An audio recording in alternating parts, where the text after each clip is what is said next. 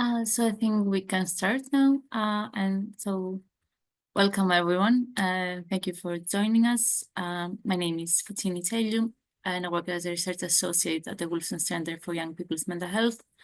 And it's my pleasure to welcome you to today's lecture, which is part of our public lecture series. So this is the first one for 2025, with the second taking place sometime in May. The lecture is being recorded and will be posted at the Wolfson Center YouTube page, where you can also find any other talks in this series that you may have missed. The session is scheduled for 1 hour. Questions and discussions are encouraged, so please post your questions via the Q&A box, which you should be able to see at the bottom of your Zoom screen. Our speaker today is Michael Ungar, who is a family therapist and professor of social work at Dalhousie University, where he holds the Canada Research Chair entitled Family and Community Resilience.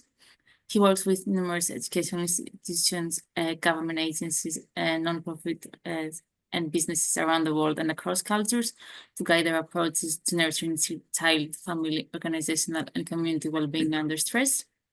So today's talk will focus on how our children's resilience is much more than their individual ability to overcome adversity. The talk will also explore what resilience means to children from many different backgrounds and provide practical strategies parents, caregivers, and educators can use to help children heal, no matter what the child's emotional, psychological, or behavioral problem. So over to you, Michael. Hello. Thank you very much for this opportunity. What an absolute pleasure to join you. What I'm going to do is just very quickly, I'm going to share a screen. See if I can turn off something here. I'm going to share my screen with all of you, so there's a little bit of a visual background to help along with this presentation. And I'm going to go full screen, and hopefully you can see that. Yeah, that's great. That's great. That's great. So what I'm going to do is I'm going to, over the next few minutes, what I wanted to do was just bring you into this conversation about our emerging understanding of resilience and speak very specifically about how this idea of resilience can actually be applied to families and schools and communities and how you can actually help your children. Now, just to sort of set the stage here, my work, this is not just about teaching kiddos how to, meditate or self-regulate. Our work around the world, I run, millions of dollars in research on a global scale, and our work is very much more focused on asking questions like, how do environments, how does other people, how do other institutions, how does culture affect a child's resilience? So this is really going to be more the focus here. But let me give you an example of exactly what I mean first, because I always think that, if you're gonna talk about a bunch of theory, it should land. So a while back, I was working in a community clinic. I've done that in many parts of my even during my academic career. And one Monday morning, this mom shows up with her 6-year-old child and pushes the 6-year-old in front of me in my office and says, "Fix the little thief." Now this is just an outrageous sentence, of course, because I'm looking down at this rather nondescript little girl and wondering, oh my gosh, how, what's going on here? The backstory was that mom and a younger child, and this child, the 6-year-old, had moved to the community just recently. She's a sole parent, raising her daughters alone.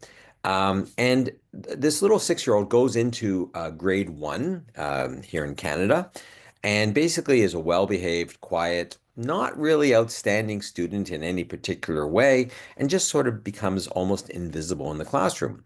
And what happens is after about 6 weeks of this, being in a new school, but nobody really paying any attention to her, this little child figures out that she's going to get noticed. Now, at this particular school, some children are bused and some walk to school. She is a bused child and she's supposed to stay at the school all day. But at lunch hour, she decides to sneak off the playground, goes across the street to a 7-Eleven, a little grocery store. And in the back, there's these buckets or these little bins that you can pick out. In Canada, we'd have gummy bears and Tootsie Rolls. I'm sure you have some sort of equivalent in the UK. And this child manages to fill up a little bag of candy, goes to the checkout, stands between two adults. And, basically, the idea is that if I'm an adult, I look behind, I see a 6-year-old, well, I'm going to assume she's with the next adult. And somehow the other, this little kid manages to saunter out of the store with her bag of candy, comes back and starts handing out the candy to all the other children, and suddenly is very popular. This went on, if you can believe this went on for 2 weeks before one of the vice principals, I guess, discovered that all the children were chewing all the time around this little girl. And they watched her the next day and they figured out what she was doing and they called the mother. And of course the mother went, "Oh my gosh, this is horrible. My daughter's stealing gummy bears at age 6, and next it's going to be crack cocaine use at age 10." And then, it was just hyperbolic.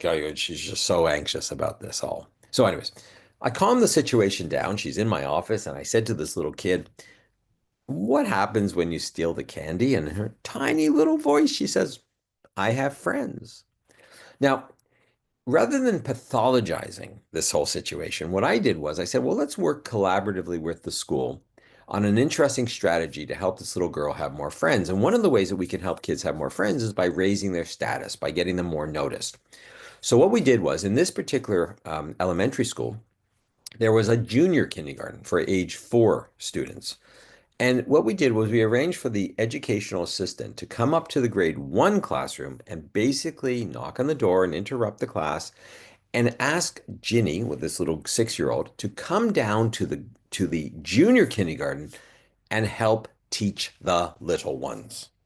Now, suddenly, this little girl, this little 6-year-old, is rising out of her grade 1 chair in the classroom and being invited to become a teacher down with the little kids. And, she was down there for 20 minutes teaching them some numbers or letters or whatever she knew.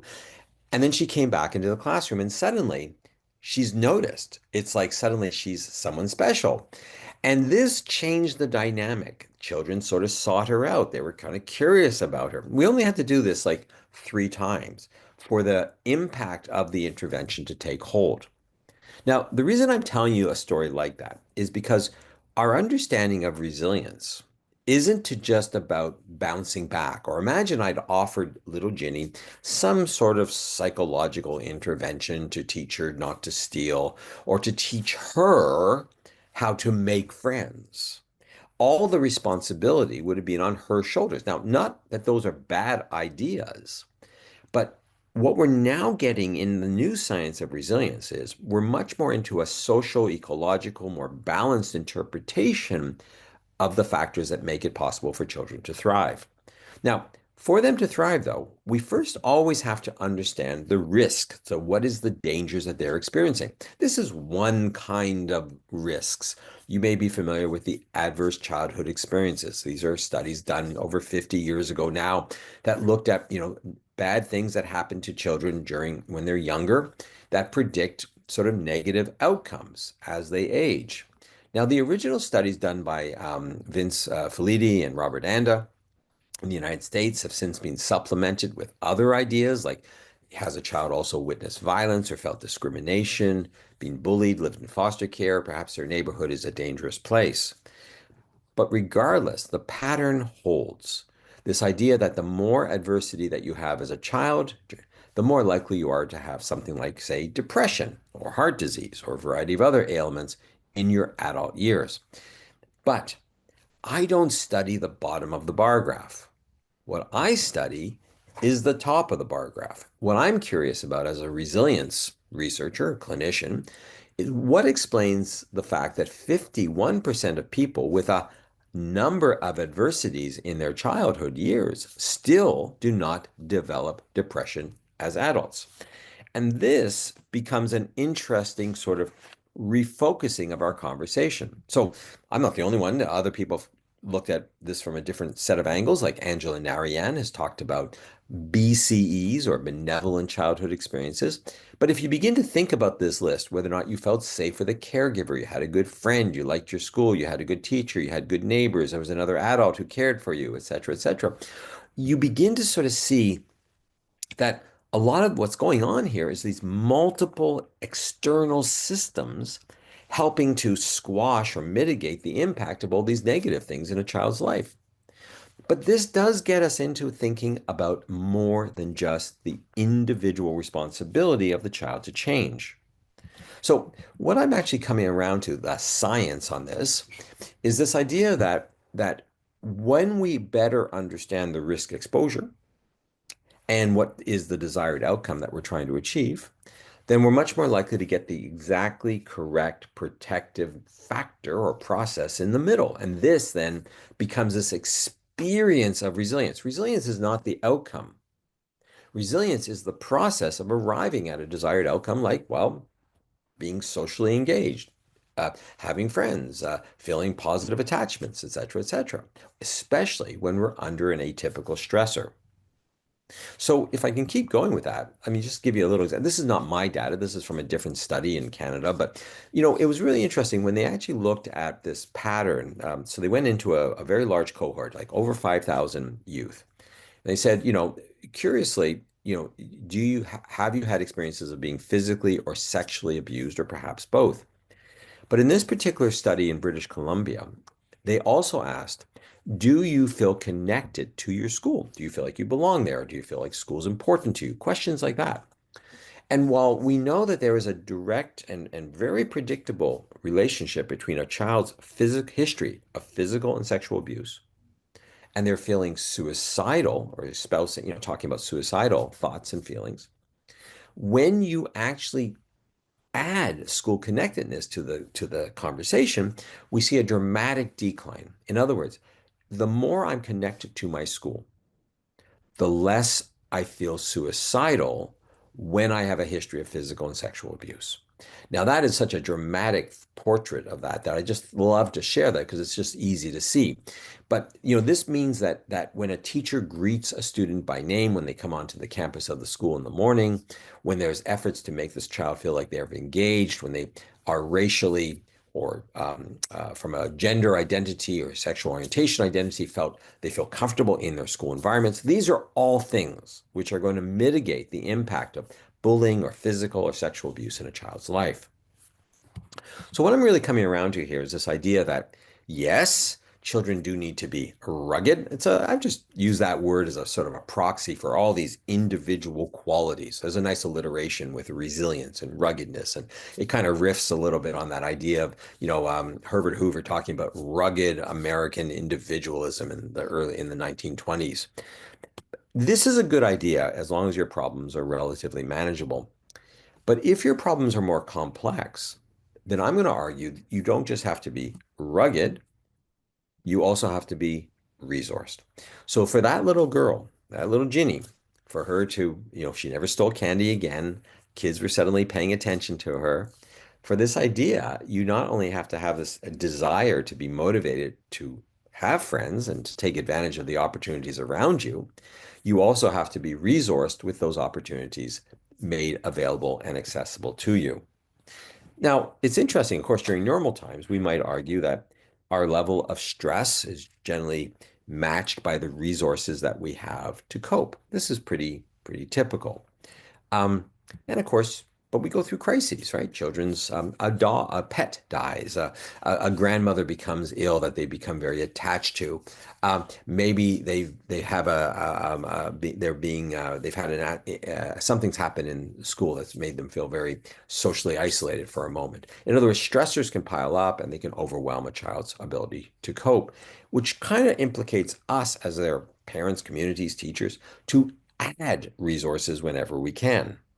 And of course, if we want, during the pandemic, what we saw, of course, was multiple complex stressors laid on our children, while basically many of their coping strategies were taken away. They didn't have those special people to go talk to. They didn't have sports and recreational places to go to sort of fortify their identities when maybe they were taking a little bit of a hit academically, this type of thing. So you can begin to see this model of needing both being individual ruggedness and individual resources, something I've termed in some of the work that I've been doing lately. If you look up on my websites, you're going to see this notion of R2, capital R, number two, resilience.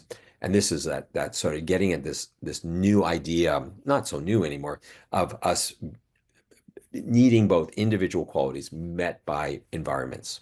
Now, the problem is, of course, we do have a little bit of a persistence in how we talk about resilience, which is still that it's a little bit of this, right? John Kabat-Zinn, who's, like godfather of mindfulness-based stress reduction exercises, will still say things like, you can't stop the waves, but you can learn to surf. And that's a lovely thought. But it's not entirely true because it's a lot easier to learn to surf if you also have a surfboard, a coach, and a lifeguard. And so while we might want our children to, look calm like this, I have 5 children, they don't look like this. Or maybe you aspire to become some sort of, Buddhist monk, which was the inspiration for a lot of the mindfulness-based stress reduction training and neuroplasticity, et cetera, et cetera. But the point here is that monk is not doing this thing on his own. He is embedded in a community that of people having children, raising crops, turning crops into food, and schlepping that food up the mountain in a reciprocal relationship with their spiritual leader. But he cannot do this on his own. And I think sometimes we think that if we just teach, children individual coping strategies, that they'll actually manage to do it. And the research actually suggests the opposite. Unless those coping strategies are reinforced and sustained and repeated constantly, the impact of any, training tends to drop off over time just because the lessons are not continuously being used. So if I might, with all that in mind, maybe what we can do is start talking about resilience as bouncing back, which is a highly individual idea. It's kind of almost repulsive to some people. They say, can you stop telling me to bounce back? Can you stop calling me resilient? I would rather that you make the world around me a little bit safer, a little more accommodating to me, so I don't have to constantly be resilient. There's a little bit of that sort of pushback against the concept. So I prefer to think about resilience as occurring in a context where there is significant exposure to adversity. This is not just, general psychology. This is about adversity responses. And then what we've seen in the work I've been doing is this idea that resilience seems to be the capacity to navigate, alone or in groups, to navigate our way to find the psychological, social, cultural, physical resources we need to do well. But it's also the process. It's not just about me going out and looking for what I need and having the motivation to go look and the world rewarding me with the resources I need. It's also about me being able to ask for or negotiate for what I need to be given to me in culturally meaningful ways. So just, navigation, negotiation, 2 simple concepts. I mean, think about it. Little Jeannie, this little 6-year-old says, I want friends. And to the best of my ability, the only way I know how to do this is to steal candy. Present her with a different set of resources that match her way of seeing the world, and she'll probably accept a more socially desirable expression of what she needs. Imagine I just simply offered her some sort of more individual therapy without also changing the world around her, and one can very quickly see that she might have engaged or she might not have engaged, but it may not have spoken as much to her. Now, one of the best ways I know, since I'm a scientist, right? One of the best ways I know to really make this point is to use, well, science or the story of Cinderella. This story so bothers me. It so pisses me off because, if we think about it, right? The story is always told from the point of view of Cinderella. It's called Cinderella. And by the way, I apologize. This is Disney's version of Cinderella, so highly gender normative vision, not to mention very white, et cetera, et cetera. But if you can kind of work with this for a second, the story is of a girl, her mother dies, her father dies, she's left with the evil stepmother. You know the story.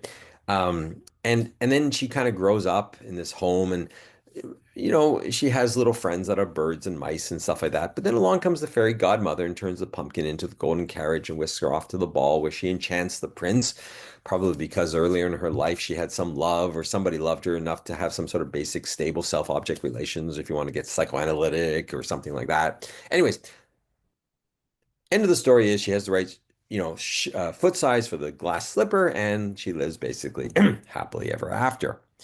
But I think the story is misunderstood. It's not about Cinderella. It is about the power of fairy godmothers. And I can prove it. If I simply remove the fairy godmother from the story, what do you got? Well, you got a kid, mother dies, father dies, living with the evil stepmother, poor stepmoms, whatever. They always get bad raps in these stories. And then what happens? Well, she gets to be what? She's a working child exploited in this kingdom that's not signatory to the International Labor Organization standards on the working child. She's toiling away. She has no friends. There's no social workers to rescue her, no school system. The prince spends all his money on some gala balls for the rich and the famous. It's completely, what an evil place to live, right? Anyways, and there's no fairy godmother. So, of course, what happens is she's like the kids I work with, mostly around 14, 15. She'll tell her mother, her stepmom to go, well, you know what she says, and she'll run away. But she won't run into the palace. Without the fairy godmother, she just ends up being a kid living on the street, swapping sex for a place to stay at night, or who knows what. But she's highly vulnerable to being trafficked, etc., etc. The whole story hinges on whether or not there's a fairy godmother. And if I might, you, as parents, educators, community members, politicians, whoever you are, you are fairy godmothers or fairy godfathers or fairy godparents, if you prefer. You create the conditions for children to thrive, just like I and the team at that school created the conditions for little Ginny to thrive. We also eventually worked with her mother too to make sure that the mom was paying more attention to little Ginny at home so that she also felt more connected. But the point is this story is really about all these different factors working together. Now, there is some patterns to these factors, right? I don't want to just imply it's just about navigating and negotiating. That's the very first thing. It's about being rugged and being resourced. That's a really important part of the story I'm telling as well. But there are recurring patterns that we see globally. So, for instance, we know that children do better when they have structure, when they have routines to their lives. Um, Routine triggers in a child the sense of predictability, safety, optimism for the future. It's why, after a natural disaster, children are put back in school as a mental health intervention because it introduces them a sense of routine and normalcy. It triggers in them a sense of my life is going back to normal. Children also need consequences, not punishment. When we study kids that are surviving incredible adversity around the world, what they'll often say is that there are consequences in their lives.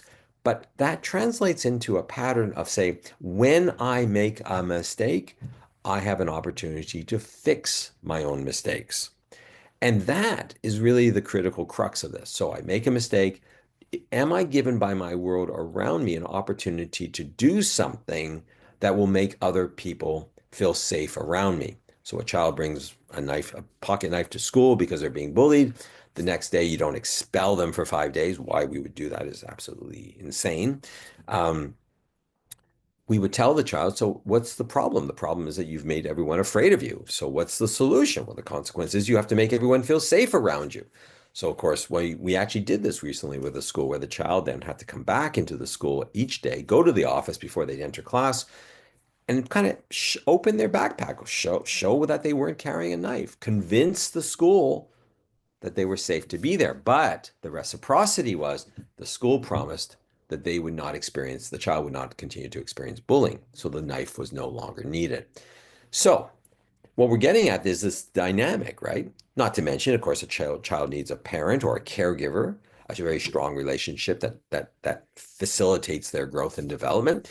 But the reason that is not the only factor up here is because, of course, many parents, caregivers are very stressed when the child is stressed. If you have a child who's experienced sexual violence, chances are the parent themselves is extremely stressed that they, that happened under their watch, if you will. So I'm often talking about the other strong relationships that we see when we study resilience, and that is obviously educators, coaches, bus drivers, um, neighbors, uncles, aunts, extended family. There's this incredible range of people who enter children's lives that carry them through a crisis. And of course, children are ultimately trying to find a powerful identity, like that little girl standing up in class in a little grade one classroom and going, I'm going to go teach. Children need, no matter what their disability, no matter what their background, no matter what their social location, their gender, their orientation, there's a critical importance here that that they have an identity that they're proud to share. And of course, a sense of control as well. This idea that I want to be able to sort of show some efficacy, make decisions that are age appropriate for me. There was a sort of a parenting guru named Barbara Coloroso that I've known over the years, and she talked about, you can't give a 3-year-old the decision-making power over when they go to bed, but they can decide if they wear the blue pajamas or the green pajamas. There's also a sense of belonging. Our children need to know that they're anchored somewhere. Maybe they have a sense of spirituality. Faith can be part of it too, but their life has some bigger purpose more than just for themselves. And of course, I'm amazed that we can talk about resilience without talking about, rights. That can we really talk about, our resilience without also acknowledging that we're treated fairly somewhere? And of course, we need to feel safe and well supported as well. Now, if I take all of those ideas, I'm going to give you a little chance to assess a child here.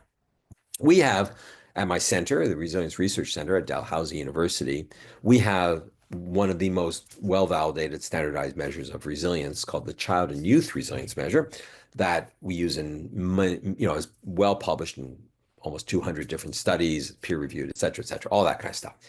But I don't really want to show you that today because I'm thinking you're probably more in settings where you're actually working with kids, not assessing or doing the science. If you want that, the Child and Youth Resilience Measure, it's open access on my website. You're welcome to download it and use it. But what if I was to do this more topically? Imagine, I want you to think of a child you're a bit worried about. Could be your own, or it could be a child that you work with. Um, could they answer these questions or fill in these blanks? Okay, you ready? There are people in my life who expect me to blank. Does the child that you're worried about, that maybe you're wondering, are they in fact going to show resilience? Could they complete that sentence? When I don't meet expectations, I know that blank will happen. Children who are, without any constraints on them are children generally who are more anxious or acting out or waiting for the world to say there are limits on me. What about I can reach out to my blank to get help when I need it? Is the child that you're thinking about, that you're worried about, do they actually have in their world the resources they need? Is there somebody there that they can attach to intimately? Or I feel respected for what's special about me when I'm with or at or doing. In other words, is that part of that child's life? Are they proud of something that they can contribute? How about in my blank, I get to participate in making decisions that affect my blank? Or at my blank, people miss me when I'm not there. Is this child connected enough to the world to have people miss them?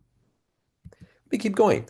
There are places such as blank where I can celebrate my culture and my beliefs, that I feel like there's a continuity in my identity over time. And one of my favorite questions from our research, especially, is, when I'm with others at my blank, I feel treated fairly. Is that at home, or is that at your school? Is that at another institution? Is that when I'm on the playground, et cetera, et cetera? And when I'm with blank, I am responsible for myself and others. Or I'm well cared for by, or I feel safe when I'm with or at. If we can kind of begin to think about all of these answers, right, to all of these 9 things, then we suddenly get this idea that, we can create facilitative environments that actually help children to thrive. In fact, I've even seen schools take these 9 things and put up like flip chart paper in the staff room, and they've brainstormed each of the 9 things and said, how can we as a school provide our students with these things? I've seen community groups, that run programming in communities also do exactly the same thing. So what we're actually coming around to then is, how does this all sort of pull together? Let me bring you an example actually from the UK. This is a place called Gulval School. It's part of a manual. This manual, what works, is also open access. You can just simply find it on my website. And it's open source for downloads. It's about designing programs that build resilience. And I was inspired by many different programs. Some of them I had a chance to sort of interview some of the people involved. And here you have a fellow named Paul Baker, who's a principal at Gulval School in around the Cornwall area. And the backstory is that their little school in the rural community was, in a sense, failing. The population of the school had gone down to 100. It was supposed to be 200. Schools at risk of being closed, because all the parents, and many of them, had chosen to send their children to another school that had more computer tech or something.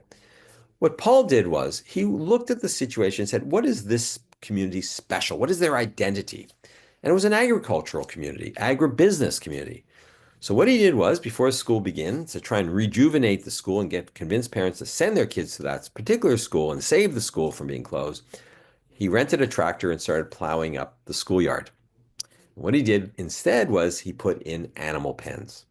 He got the community involved in turning the school into a more relevant educational institution by, well, let him explain what he did. In terms of the population, the school, Gulville School, sits in a deprived, quite a deprived area. Um, Nationally as well as within Europe. The project is, it's about supporting and developing the emotional resilience of our pupils and their well-being and staff well-being as well.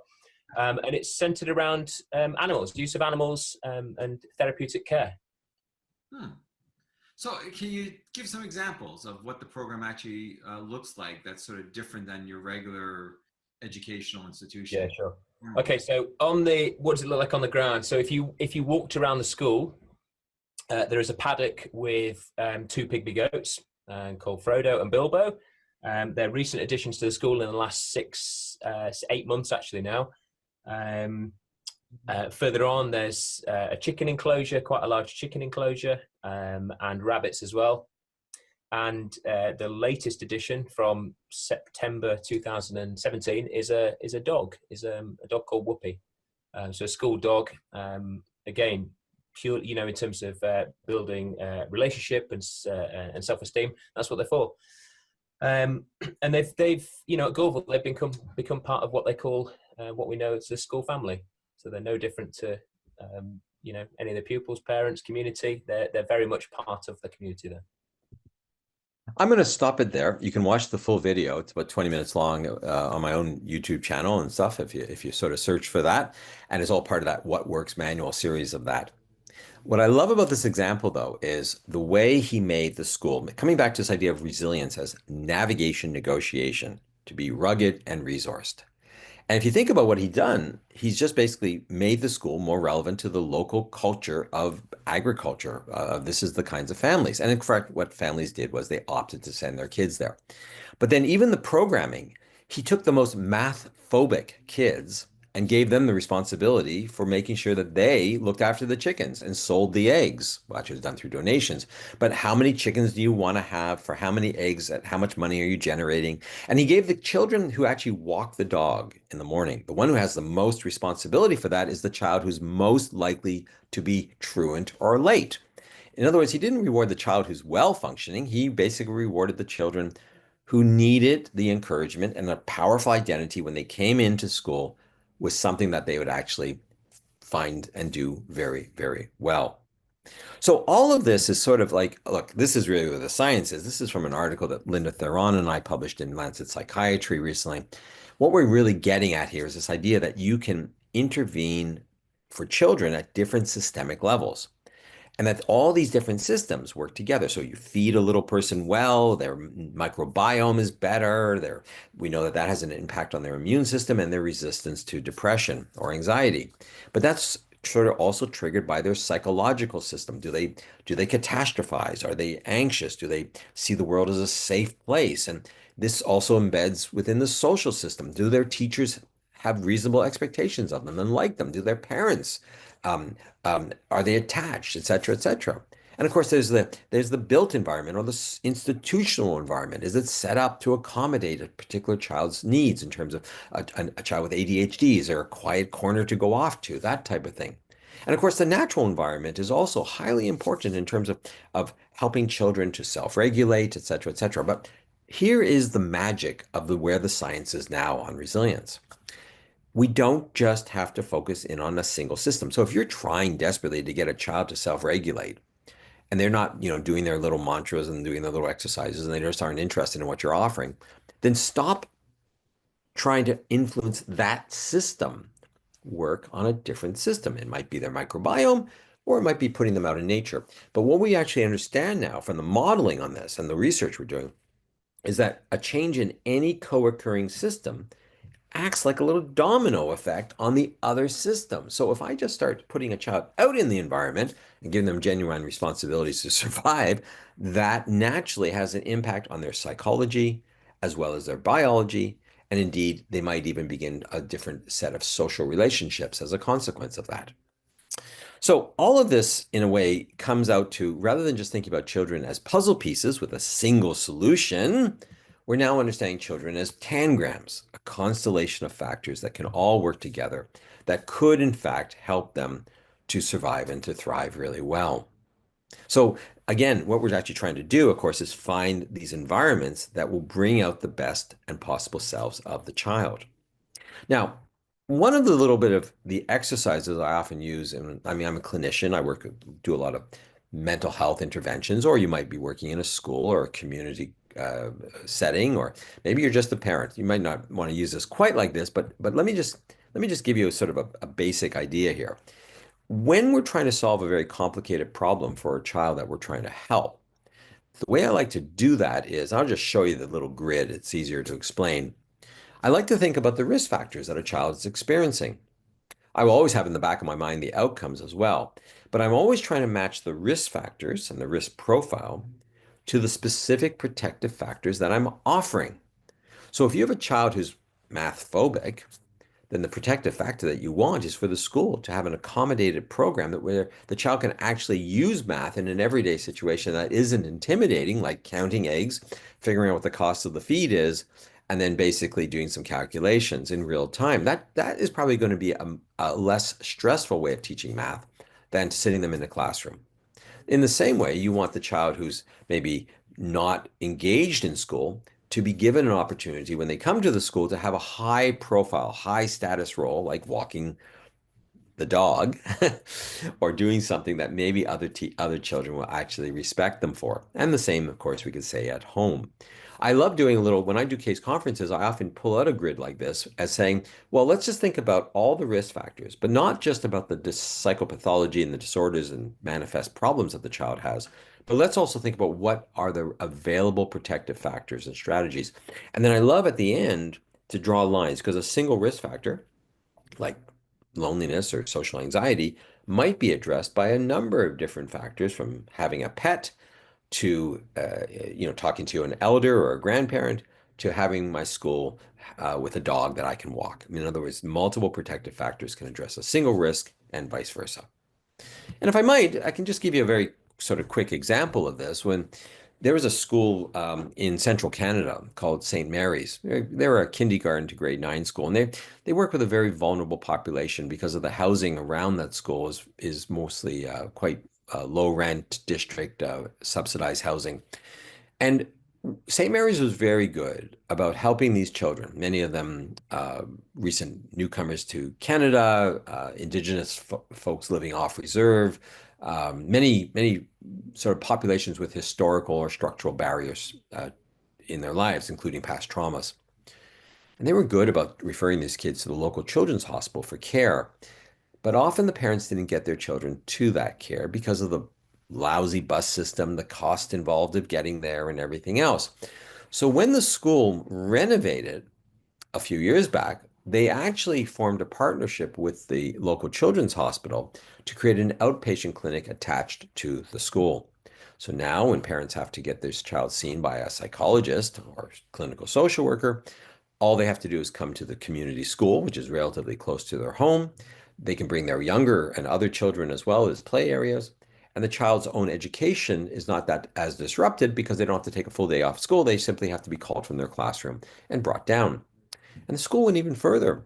They installed an optometry clinic, because we know there's connection between eye care, proper optometry or care, and learning pathways, et cetera, et cetera.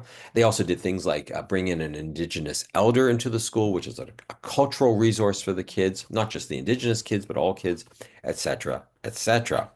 So suddenly, when we begin to think about the story here, what I'm talking about is, of course, changing the environment around a child to make it more possible for that child to survive and for that child to really thrive. An interesting application of these ideas, and something that's been really sort of bugging me a little bit in the background, has been, so when I travel around the world, I often meet these kids who are sort of taking on great deals of responsibility and showing us how they cope and thrive based on these 9 things I'm talking about. And then I'll come back to my own country where there's been this pattern of overprotective, bubble wrapping, snow plowing, cotton wooling children. And it's almost like all these 9 things that children need are denied to them. They don't have responsibilities, no self-efficacy, no decision-making power, no opportunities for powerful identities, et cetera, et cetera. So literally what we're seeing, of course, is a spike in, this is just pre-COVID data, mind you, but in Canada, I think it's the same in the UK and elsewhere, this idea of that, we're seeing an increasing number of children showing up in our emergency rooms for mental health disorders. At the same time that we're actually seeing children relatively safe in terms of physical disorders is decreasing, but more and more mental health problems are the ones that children are presenting with. So I've been trying to figure this out of how do you apply a resilience model, just as a little bit of a case example, to families where there's overprotection. This is a picture of my daughter a few years back when she's the wild animal coming out of the forest. But I've been finding that I can ask parents a series of questions. I never get anywhere if I just say to them, oh, the world's a lot safer than you think, which it is. But I find instead I will ask parents, when you were growing up, what risks did you take? Which is always a chuckle. Never going to date someone like that again or whatever. And then I always ask, well, taking those risks, what did you learn? So again, we're getting into a pattern of resilience as opposed to disorder, right? So you learned something. And then I always love to ask, well, were those lessons helpful or unhelpful in your life? And people usually muse a little bit on that and stuff. Yes, I learned how to look after myself, whatever. And then my final question is always, well, how will your children learn those same life lessons? Now, notice I'm in this resilience zone here. I'm talking about not just protecting children, which is sort of the negative. Now I'm talking about how do we impart to our children the experiences they need best to grow and develop and find the resources they need to become their best selves, their rugged best selves. And this, of course, is the parent is suddenly, well, hang on a minute. My job is not just to never let my child ride a bicycle. My job is to help a child learn how to ride a bicycle on the road so that they're ready to eventually drive a car. So all of this kind of brings me around to this idea that once we're into a resilience paradigm, we're actually trying to get people, we're trying to say yes more than no. We're trying to help children find the resources that they need, as opposed to just, protecting them away from a world that I think, misperceive as being very dangerous. I was reminded of this by a wonderful example in Perth, Australia, where they have this wonderful urban park. And in what they've done is they actually decided, because children were losing their comfort in nature. So what they did was they actually converted a part of the park back to the wild. But very smartly, they also worked with their insurance people to say, okay, we can't have children in a highly dangerous place either. So they have rangers that look for poisonous snakes. It's Australia after all. But even better than that, they made sure that there was no place in the park that a child could fall more than, I believe it's like 2 meters. I guess if you don't fall more than 2 meters, then you can't kind of kill yourself as a child. That was sort of their reasoning. So at one point, actually, there was this beautiful log, which you see on this picture, over the river. But along came the insurance folks and they measured it and it was more than sort of 2 meters from the water below. And so they said, well, this is too dangerous. You have to remove the log. But these clever Australians, what they did was they put another log down below, and now the child falls off the top log, they bounce off the second log, and then they hit the water. And the insurance folks went, well, that basically meets the criteria. My point over and over again is, if we want children to experience the world as a safe and place where they can, have a really good experience and grow and get nurtured, then we have to create recreational spaces, social spaces, educational spaces, equitable spaces that allow children to become their best selves. And following up with this idea of overprotection. I mean, I think we need to revisit the 4-letter F word, fail, and let kids fail a little bit so they can fix some of their own mistakes and develop those skill sets. Children who are, we got to stop overprotecting them, give them opportunities for paid or volunteer work, let them have some dangerous toys like, pocket knives and scooters and video games, etc. Hopefully young enough that we can still coach them on how to use those well. We need to encourage them to navigate their community.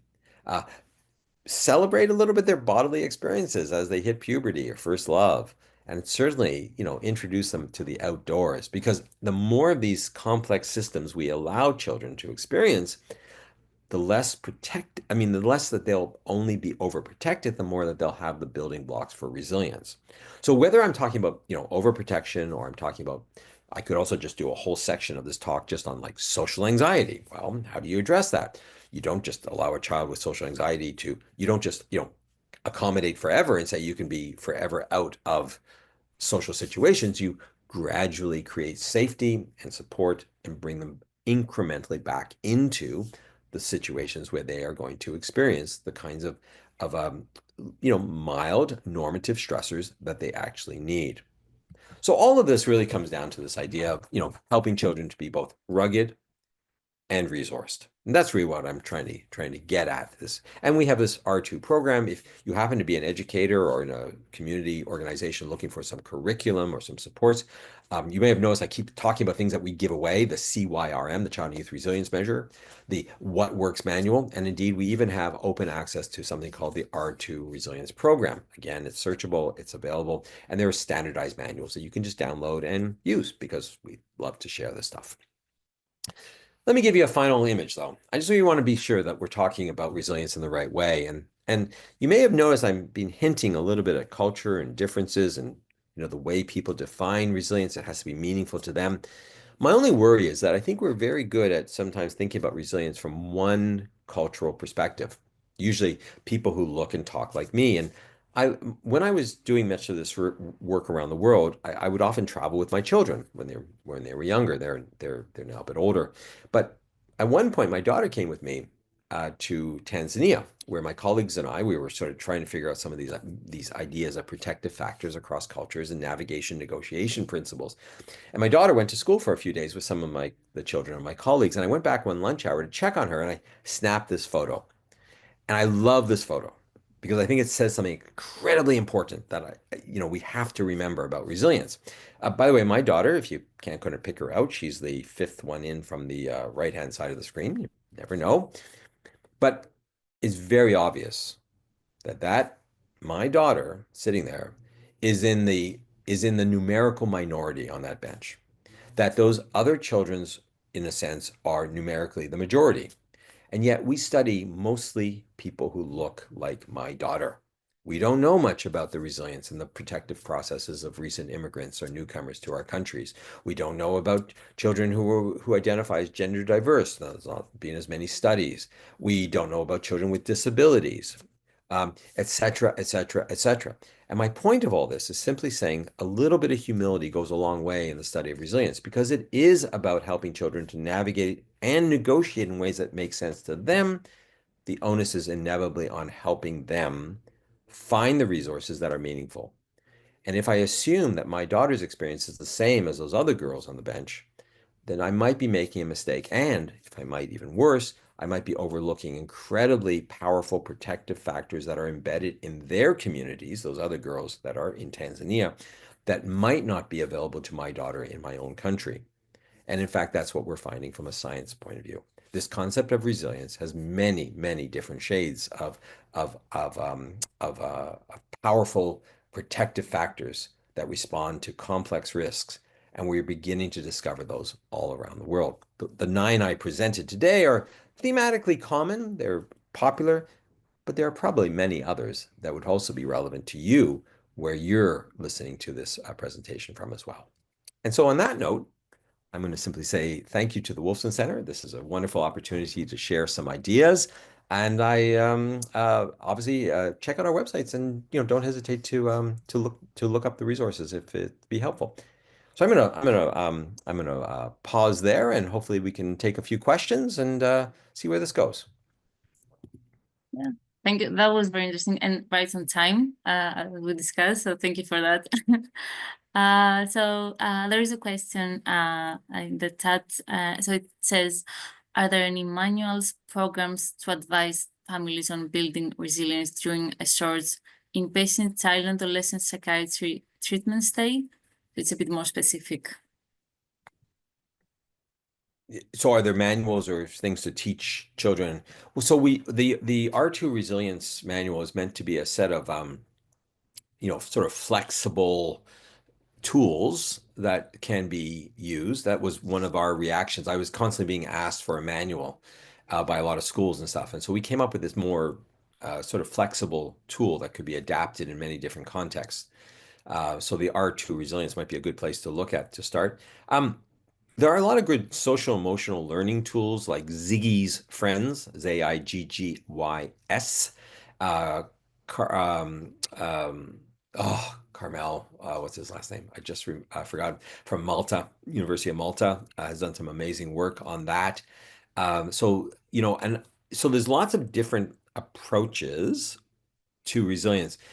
My one critique is, make sure that the program you're getting doesn't just focus on individual transformation or change, because then you're putting all the responsibility for the child to self-regulate or something like that.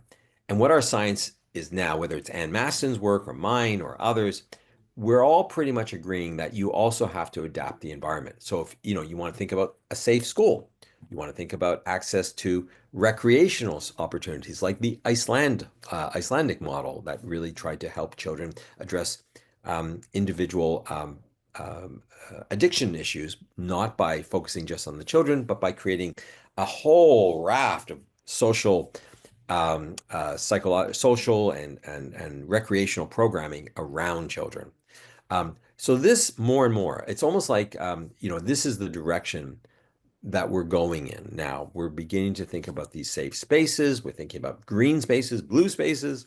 We're thinking about all the things that the programming should kind of be matched to the child's risk profile, but also focus on both individual change and social and environmental change at the same time. When you meet those simple criteria, you're more likely to have an enduring impact.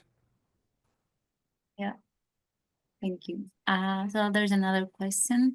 Please. It says, first of all, I've enjoyed the lecture so much. Thank you. And may I please ask, how do you navigate the motivation in children to struggle less with things if you support struggling children with things that might be perceived as rewards from other kids? So rewards is a hot topic in North Wales, where that person is at the moment, and is being discouraged as ways to help children to feel involved and have responsibility. Yeah, I'm also I might follow that conversation. I'm not when we study resilience, you very rarely hear resilient children coping in adverse contexts talking about any kind of specific reward that is like monetary money or something. What inevitably children seem to be pulled towards, and again, this is implicating multiple systems, right? Is powerful identities, opportunities to contribute, to use sort of Terry Moffat's concept of jumping the maturity gap or becoming older than you are, wanting to demonstrate control or efficacy. See, it's interesting. People say, "Oh, I need to reward with some money." It's like, oh, a lot of kids, oh, what am I going to buy? You already gave me my gaming system. I'm sitting here in the basement. I'm amused. Why would I bother going to school for some money? It's like, it's mean. In other words, the negotiation part hasn't been well thought, but you give a child an opportunity to come back to school and say, well, the computers aren't working in the school and you're a really good gamer. Could you fix the computers? Or, could you come to school and set up the sound system for the assembly because you're really techie? I'm just thinking of those examples. Or you say, you're really good with, your dog. We have a dog now at school. Could you come and feed it and look after it and groom it or something? Could you, if your invitation is a sense of efficacy, power, control, identity, attachments in positive ways, or giving even kids routines. I think sometimes we forget. Yeah, kids say, "Oh, I don't want to go to bed. I don't want to go to bed." But actually, they want to go to bed. They just want someone to impose that on them, right? They want someone to say, "I love you enough that I'm going to impose some structure on your life." Um, and part of the game of that, of course, is to assert your autonomy and resist. But the point is, the moment you stop offering it, the child goes, my world's a really unsafe place and I'm afraid, and we often would see that. I've worked a lot with juvenile delinquents, and I think I can quite safely say that with some authority. So again and again, what we're trying to do is if you think about motivation as monetary, I think you might be missing the point. Go back to those 9 things I talked about and say, have you motivated the child to feel like they're treated fairly, that they have an opportunity to shine, connect, demonstrate their skills? Some of those things are going to be better motivators for children who are more at risk. Definitely. Um, and I think that sometimes we've forgotten that. So in fact, I never gave our kids, even raising my own children, I have 5, allowances that were tied to chores. The day a child pays me to make them dinner is the day they get money to do a chore. They got money because they needed money to buy presents for their friends at birthdays. They needed money to go to them, if we're out doing something, they wanted a snack at, whatever, at the movie theater or something. They needed money. They needed to figure out how to save their money and accumulate it and buy things and make terrible mistakes with their money too, to buy things that were totally stupid and then watch the toys break and realize that they'd wasted their money. This is what you want, right? But never a chore. The chore was that you're contributing to the family. We expect you to, I don't know, put the dishes away or set the table or whatever, because that's part of a family dynamic. Not because we're going to pay you to do that. So the reward, I agree that rewards have to be about inclusion, power, control, identity, competency. But if I'm asking my kid to clean their room and the kid sees, I don't really need a clean room, I don't like a clean room, I like my own room dirty, then there's really no way to motivate that other than my authority to say, I need you to clean your room because I don't feel good. But that's a very different motivation than say, could you come and help me? You know, I want to do some baking for the family. Um, can you can you help me? You're 10 years old. Could you come and bake the cake? Can you make some cookies or whatever the treat is for the family, right? And if the kid says no, we'll say, well, I'm not making it because I'm not motivated. I mean, it's for you guys. I don't want to help. I need some help to do this. I've even encouraged families to take their children to the grocery store. If the kid wants a certain food, well, take them to the grocery store. They're 8, 9, 10 years old. Take them to the grocery store and have them shop for the food that they so value, and then teach them how to cook it. It's like motivation. You'd be surprised. It's not hard to motivate kids when it brings with it many of these factors which make them more resilient to stress. Yeah, thank you. And I think we have that's a bit of time for last question. So it says, are there any additional considerations for children who are neurodiverse? I get this question quite a bit because I haven't mentioned that I mentioned disabilities and stuff and neurodiversity. Um, there's a little challenge sometimes. Say if we have a child who's say on the autism spectrum, then their negotiation with us, here we are wanting them in a social situation with friends and interacting and stuff. And we sometimes forget that their own need might be for quiet or for isolation or for non-engagement. Now, that doesn't mean that I, as a parent, just accept that. I will introduce what I think is ultimately in their best interest for a healthy long-term psychosocial development. But I'm also got to understand that they might be negotiating with me for something a little bit different. So I think, can we still remember even a child who's neurodiverse needs a sense of efficacy, engagement, power and control, a positive identity. None of those things change, but they do become slightly different in their expression. One of the initiatives, I'll just end on this, one of the initiatives we have is teaching circus arts to children as a way of helping them become more inclusive in terms of their recreational activities. There's a whole reason for that.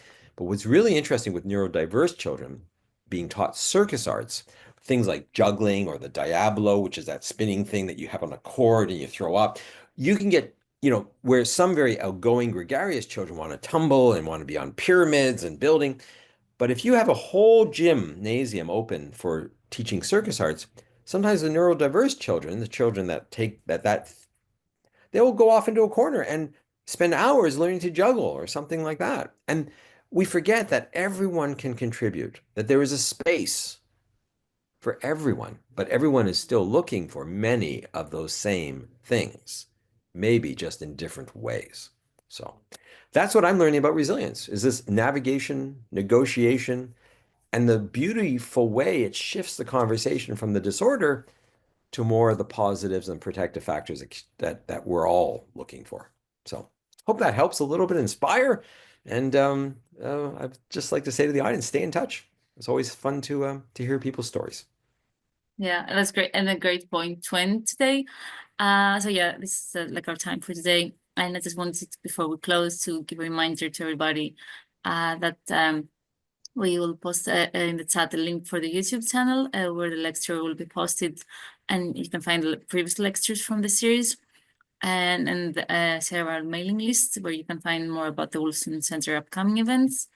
And I think we're just in time, and we'll close today's session here. And thank you very much, Michael, for today. Real pleasure. All the best. Thank you.